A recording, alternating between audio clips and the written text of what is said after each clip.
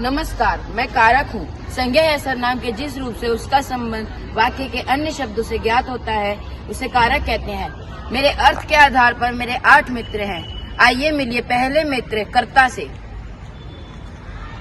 नमस्कार, मैं हूँ कर्ता कारक। वाक्य में संज्ञा सर्वनाम के जिस पद से उसके करने वाले का बोध हो उसे कर्ता कारक कहते हैं। मेरा विभक्ति चिन्ह ने है, जैसे वैभव ने सेब खाया। इस वाक्य में वैभव कर्ता है। धन्यवाद। अब मिलिए मेरे दूसरे मित्र कर्म से।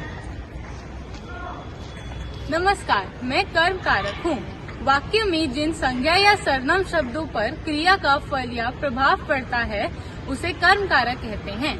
मेरा विभक्ति चिन्ह को है, जैसे माली ने पौधों को पानी दिया। इस वाक्य में को कर्म कारक है। धन्यवाद।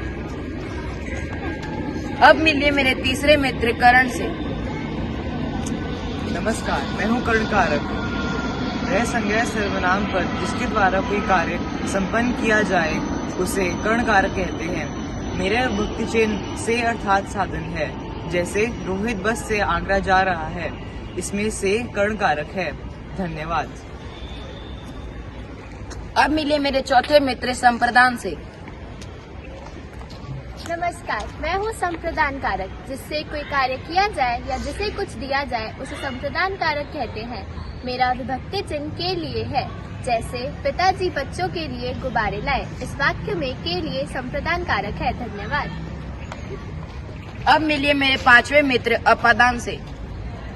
नमस्कार, मैं हूँ अपदान कारक। जिससे अलग होने का भाव प्रकट हो उसे अपदान कारक कहते हैं। मेरा विभक्ति चिन्ह से अर्थात अलग होना है, जैसे वृक्ष से पत्ते गिर रहे हैं। इस वाक्य में से अपदान कारक को दर्शाता है। धन्यवाद। अब मिलिए मेरे छठे मित्र अधिकरण से। नमस्कार, मैं हूँ अधिकरण कारक। संज्ञा या सर्वनाम का वह रूप जो क्रिया के घटित होने के समय को दर्शाता है उसे अधिकरण कारक कहते हैं। मेरे विभक्ति चिन्ह में पर हैं, जैसे जग में पानी भरा हुआ है। इस वाक्य में अधिकरण कारक है। धन्यवाद। अब मिलिए मेरे सातवें मित्र संबंध से। नमस्कार, मैं हूँ संबंध कारक।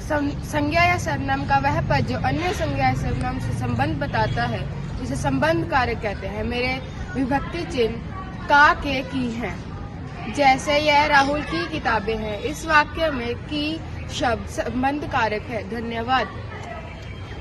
अब मिलिए मेरे आखिरी यानी मेरे 8वें मित्र संबोधन से। नमस्कार, मैं हूँ संबोधन कारक। संज्ञा के जिस रूप से किसी को संबोधित किया जाए उसे संबोधन कारक कहते हैं। मेरा विभक्ति चिन्ह है हे, अरे आदि। जैसे अरे तुम परीक्षा में फेल हो गए। इस वाक्य में अरे संबोधन कारक है। धन्यवाद। उम्मीद है आप सभी को इस नुक्कड़ नाटक के मदद से कारक का महत्व समझ आया होगा। धन्यवाद।